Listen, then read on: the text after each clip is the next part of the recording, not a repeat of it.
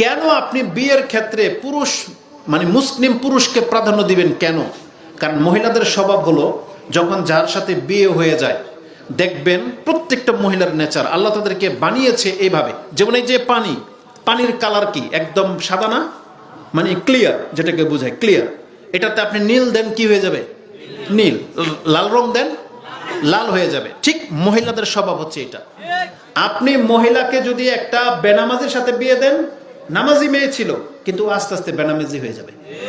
ওরা যদি একটা ওই যে হাই সোসাইটি যেটাকে বলে হায়ার সোসাইটি বা মানে যারা দুনিয়া নিয়ে চলে এমন একটা পরিবারে বিয়ে দেন, এও দেখবেন শাড়ি পরে তার স্বামীর সাথে পার্টিতে যাচ্ছে, তার গায়রত সে হারিয়ে ফেলবে। তাকে যদি একটা ব্যবসায়ীর সাথে বিয়ে দেন, দেখবেন তার রূপরেখা সবে ব্যবসায়ীদের ধরে চলে যাবে। এই ব্যক্তি যখন একটা নেশাখোরের সাথে জুয়ারের সাথে বিয়ে হয়, তখন এই মহিলাটা সেই সমাজে মিশে যায়, তখন সে তার স্বামীর দিন গ্রহণ করে।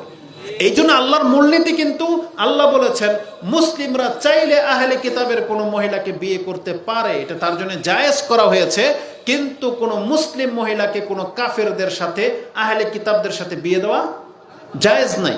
কারণ যদি আপনার মেয়েকে খ্রিস্টান, ইহুদি, বৌদ্ধ, মুশরিক, বেনামাজির সাথে বিয়ে দেন, তাহলে আপনার মেয়ে ওই রকম হয়ে যাবে। এই জন্য আল্লাহ বলেছেন যে মুসলিম মহিলাদেরকে অন্তত মুসলিম ছেলেদের কাছে বিয়ে বসা উচিত, না হলে তার চরিত্র ওই রকম হয়ে যাবে। এই রিসেন্টলি একটা ঘটনা, আমি সেই শেখের নাম নেব না, হয়তো ইঙ্গিতে বললে সবাই জেনে যাবে, কিন্তু তার একটা মেয়ের একটা মানে সংবাদ শুনে দুঃখ লাগলো। এক বাউলের সাথে বিয়ে হয়েছে, বুঝছেন, বাউল।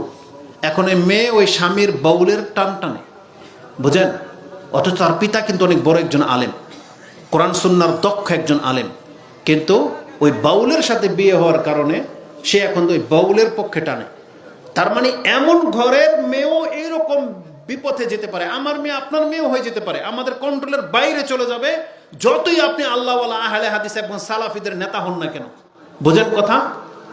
তার মানে এটা এতটা সেন্সিটিভ বিষয় যে আপনি আপনার কন্ট্রোল থেকে হারিয়ে যাবে যদি আপনার মেয়ের জন্য আপনি যোগ্য পাত্রকে বেছে না দিতে পারেন। আপনার মেয়ে যদি নিজে নিজে ডিসাইড করে, নিজে নিজে বেছে নেয়, যারা নিজে নিজে নিজেদের স্বামী বেছে নিয়েছে তারা অধিকাংশে লাঞ্ছিত হয়েছে এবং হচ্ছেও। এই জন্য আপনার মেয়েদেরকে বলতেছি না যে সে নিজে স্বামী চুজ করে নেবে, বরং সে তার বাপ মাকে বলবে আমাকে যেন কোনো নামাজি ছেলে ছাড়া বিয়ে দেওয়া না হয়, আমাকে যেন কোনো ব্যাংকার, কোনো এনজিওর, কোনো সুদখোরের সাথে বিয়ে দেওয়া না হয়। এটা প্রত্যেকটা মেয়ের ডিমান্ড থাকতে হবে যে আমার স্বামী যেন হালাল খায়। এই কথাগুলো কেন বলতেছি? আপনার সন্তানের জন্য এটা বেশি উপযোগী। কেন? আসুন আমি আপনাকে সেদিকে নিয়ে যাই, যদিও সময় মানে খুব চলে যাচ্ছে।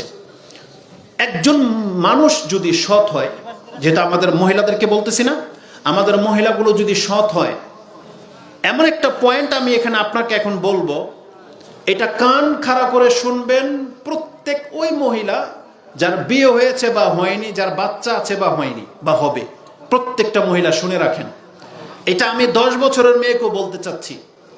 10 বছরের মেয়ে, তাই না? ও তো এখন মাত্র ম্যাচুরিড হচ্ছে, ও কিছু কথা বুঝে, ও বুঝবে।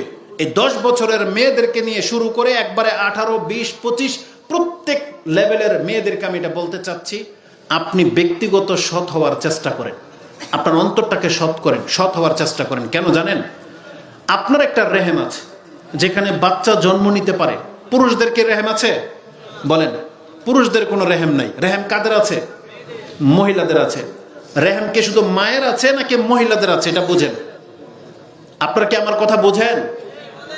আমি মাত্র 2-1 জন আওয়াজ পাচ্ছি, আপনারা কি কথা বোঝেন?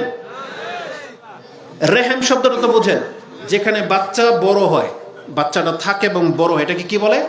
রেহেম। আমাদের দেশের ভাষা হলো মায়ের রেহেম, বলে না?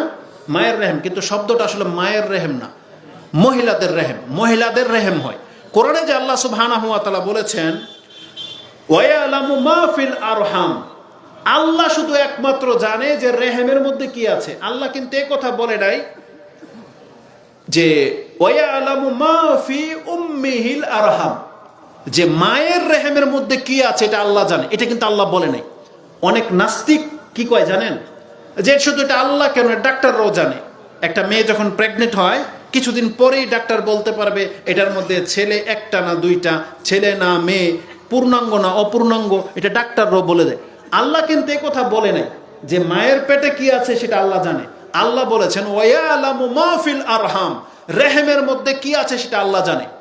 যেমন মরিয়ম আলাইহিস সালামের মা যখন আল্লাহর কাছে একটা পুত্র সন্তান চাইলেন এবং মসজিদের খাদেম হিসেবে নিযুক্ত করার ঘোষণা করলেন, কিন্তু জন্ম নিল যখন মহিলা, একটা কে মহিলা মরিয়ম আলাইহিস সালাম। এখন এই মরিয়ম আলাইহিস সালাম একটা মেয়ে রূপে জন্মেছে। এই মরিয়ম আলাইহিস সালামের এই শিশু বাচ্চাটার পেটে কি রেহেম আছে কিনা নাই? বলেন আছে। এখন আল্লাহ যে এই মরিয়মের পেট থেকে ঈসা আলাইহিস সালামকে বের করবে, এটা কি আল্লাহ জানে কি জানে না? আল্লাহ এই কথাটাই বলতেছে যে তুমি যাকে মেয়ে হিসেবে দেখতেছো তুমি জানো না এটা কে। এই মহিলার মতন কোনো পুরুষ হয় না, ওয়ালাইসা যাকারু কাল উনসা, এই মহিলার মতো পুরুষ হয় না। কেন? কারণ আল্লাহর প্ল্যানিং আল্লাহ রেখেছে যে এর পেটে ঈসা আলাইহিস সালামের জন্ম হবে।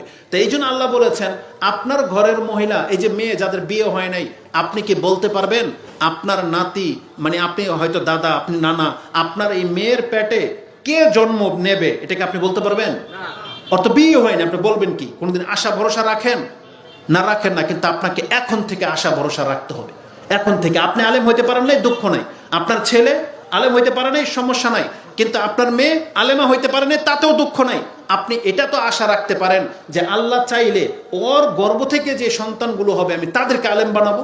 আপনি নিয়ত করতে পারেন না? তাহলে এর জন্য কি করতে হবে? আপনার এই মেয়েটাকে ব্যক্তিগতভাবে সৎ হইতে হবে। কি হইতে হবে? ব্যক্তিগতভাবে সৎ হইতে হবে। কেন জানেন? আমি যতটা ঘাঁটলাম, যেহেতু বলা হয়েছে মহিষী নারীদের ইতিহাস থেকে কিছু বলেন, আমি যতটা জেনেছি, বলেন তো দেখি প্রত্যেকটা নবী রাসূল তারা মানুষ ছিলেন না ফেরেশতা? মানুষ। তার মানে যেহেতু মানুষ, তারা কোনো না কোনো নারীর গর্ভে জন্ম নিয়েছেন, জন্ম নেয় নাই? প্রত্যেকটা নবী এবং রাসূল তারা যাদের ঘরে জন্ম নিয়েছেন তারা কি সাধারণ নারী ছিল নাকি তারাও আল্লাহর পক্ষ থেকে ওহীপ্রাপ্ত নারী? সাধারণ নারী। তারা সবাই সাধারণ নারী ছিল। কিন্তু এই সাধারণ নারীগুলা সেই যুগের এত উত্তম চরিত্রের নারী ছিল যে আল্লাহ তাদেরকে চুজ করে বেছে বেছে তাদের ঘরে ইব্রাহিম, তাদের ঘরে মূসা, তাদের ঘরে ঈসা, তাদের ঘরে মুহাম্মদ সাল্লাল্লাহু আলাইহি সাল্লামের মতন ব্যক্তি জন্ম দিয়েছেন, তাই না? আল্লাহ যে তাদেরকে সৃষ্টি করেছেন, কিন্তু জন্মটা কি সাধারণ মহিলার ঘরে হয় নাই? কিন্তু জেনে নেন, যেই সাধারণ মহিলার গুলো হয়েছে তারা আপনাদের মতোই মহিলা, কিন্তু তাদের চরিত্র এত উচ্চ ছিল। আমি চাচ্ছি যে আমাদের মহিলারও এরকম উচ্চ চরিত্রের হন, তাহলে আশা করা যায়। রাসূল বলেছে না, যদি এখন রাসূলের জন্ম নেবে না, রাসূলের জন্ম হবে না পৃথিবীতে, কিন্তু রাসূল এর কথা তো বলেছে যে প্রত্যেক 100 বছরে একজন করে মুজাদ্দিদ আল্লাহ তৈরি করবে, ইউজাদ্দিদ লাহু দীনাহু, যারা তাদের দিনকে তাজা করবে। এই হাদিস যখন আপনি শুনে থাকবেন, তাহলে আপনি মহিলা মানুষ, আপনি কেন এই আকাঙ্ক্ষা আল্লাহর কাছে রাখেন না যে আল্লাহ, তার মানে আমি নিজেকে ওইভাবে প্রস্তুত করতে চাচ্ছি যাতে করে এই যুগের শ্রেষ্ঠ আলেম আমার ঘরে জন্মেবে। একটা মহিলা এটা প্রত্যাশা কেন করে না? কারণ এটা আল্লাহর কাছে কি বড় কোনো কঠিন কিছু? আপনি কেন বলতে পারেন না যে আল্লাহ সাহাবা একরামদের মতো, আবু বকর ওমরের মতন একটা সন্তান আল্লাহ আমি আমার গর্ভে নিতে চাই? এটা আপনি কেন বলেন না? কেন আপনি নিজেকে এভাবে প্রস্তুত করবেন না? এই জন্য আমি বলতেছি প্রথম থেকে আপনাকে মুসলিম হতে হবে। আপনাকে জেনা করা চলবে না, জেনা থেকে আপনাকে মুক্ত রাখতে হবে। কারণ একটা ছোট্ট কথা বলে দিই, কথাটা খুব মারাত্মক, কিন্তু আমি আমার এলেম থেকে বলতেছি, বাকি তাহকিক করে আপনারা বড় আলেমদের কাছ থেকে জেনে নেবেন। এখন কোন নাস্তিক মহিলা তো এটা বলতে পারে যে সব নবীর জন্ম তো আর সব মহিলার ঘরে হয় নাই। যদি এটা তার উদ্দেশ্য থাকে, কেমন উদ্দেশ্য? যেমন প্রায় নবীদের মাগুলা মুশরিকা ছিল, যেমন কাফের ছিল, ইসলাম গ্রহণ করে নাই। যেমন ইব্রাহিম আলাইহিস সালামের পিতামাতা, আমাদের রাসূলুল্লাহ সাল্লাল্লাহু আলাইহি ওয়াসাল্লামের পিতামাতা পুতুল পূজারী ছিল।